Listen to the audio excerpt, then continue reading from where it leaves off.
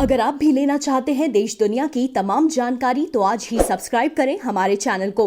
साथ ही नीचे दिए बेल आइकन को जरूर दबाएं ताकि हर अपडेट आप तक पहुंच सके। नमस्कार, साक्षी न्यूज नेटवर्क और आप सभी का स्वागत है।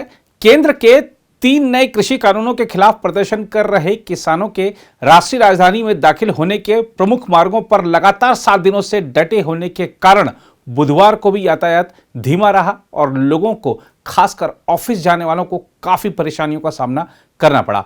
सिंघू और टिकरी हरियाणा दिल्ली बॉर्डर को पुलिस ने यातायात के लिए अब भी बंद कर रखा है। वहीं शहर के उत्तर प्रदेश से लगने वाले गाजीपुर बॉर्डर पर प्रदर्शन तेज हो गया है। दिल्ली उत्तर प्रदेश बॉर्डर पर हो रहे प्रदर्शन के कारण राज्य को राष्ट्रीय राजधानी से जोड़ने वाला एक प्रमुख मार्ग बंद है। यातायात पुलिस ने ट्वीट किया, गौतम बुद्ध नगर के पास किसानों के प्रदर्शन के कारण नोएडा लिंक रोड पर चिल्ला बॉर्डर बंद है। लोगों से नोएडा जाने के लिए नोएडा लिंक रोड की बजाय NH24 और DND का इस्तेमाल करने का सुझाव दिया जाता है।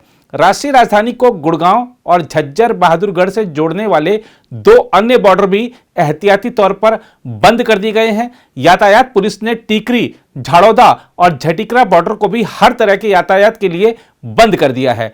बडूसराय बॉर्डर केवल 2 पहिया वाहनों के लिए खुला है। हरियाणा के पास ढांसा, दौराला, कापासेड़ा, रजोकरी, NH8, बिजवासन, बजगेड़ा, पालम विहार और डूंडा-हेड़ा बॉर्डर खुले हुए हैं। यातायात को अन्य मार्गों पर परिवर्तित करने की वजह से भी कई जगह जाम की स्थिति बनी हुई है। उल्लेखनीय है कि नए केंद्रीय कृषि कानूनों के खिलाफ प्रदर्शन कर रहे किसान संगठनों की चिंताओं पर गौर करने के लिए एक समिति गठित करने के सरकार के प्रस्ताव को मंगलवार को किसान प्रतिनिधियों ने ठुकरा दिया था। सरकार के वरिष्ठ मंत्रियों और अधिकारियों के साथ मंगलवार को हुई उनकी लंबी बैठक बेनतीजा रही थी।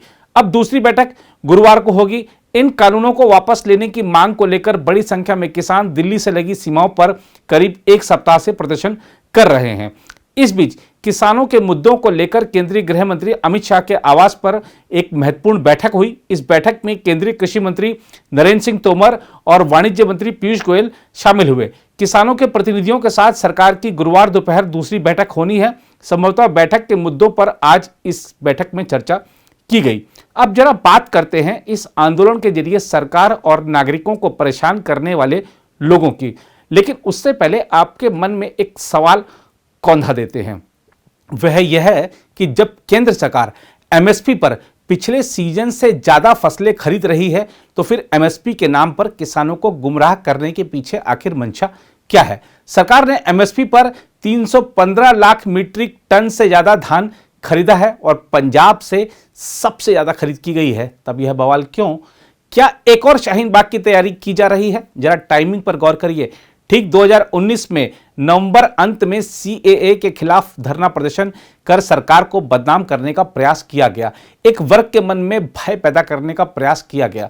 आंदोलन की तस्वीरों और वीडियो के जरिए अंतर्राष्ट्रीय स्तर पर भारत सरकार की छवि खराब करने का प्रयास किया गया। वह भी तब जब सरकार बार बार कहती रही कि CAA नागरिकता वापस लेने का कानून है ही नहीं, लेकिन कथित आंदोलनकारी यह जरा सी बात समझने को तैयार ही नहीं थे। और अब 2020 में ठीक 1 साल बाद नवंबर अंत में कुछ किसानों को गुमराह कर धरना प्रदर्शन करने पर मजबूर कर दिया गया है। सरकार बार बार कह रही है कि MSP और मंडी व्यवस्था जारी रहेगी, लेकिन कुछ लोग यह बात समझने को तैयार नहीं हैं और लोगों की दिक्कतों से उनका कोई वास्ता नहीं है। लोग परेशान हो रहे हैं, ऑफिस के लिए लेट हो रहे हैं, एम्बुलेंसें ट्रैफिक जाम में फंस रही हैं, लेकिन किसी को कुछ फर्क नहीं पड़ता। शायद शाहीन बाग केस में उच्चतम न्यायालय का आदेश इन लोगों को ध्यान दिलाना पड़ेगा, जिसमें न्यायालय ने कहा था कि विरोध प्रदर्शन के लिए सार्वजनिक स्थलों पर कब्जा करना स्वीकार्य नहीं है और इस प्रकार के स्थानों पर अनिश्चित काल के लिए प्रदर्शन सही नहीं है। जरा दिल्ली सरकार को ही देखिए।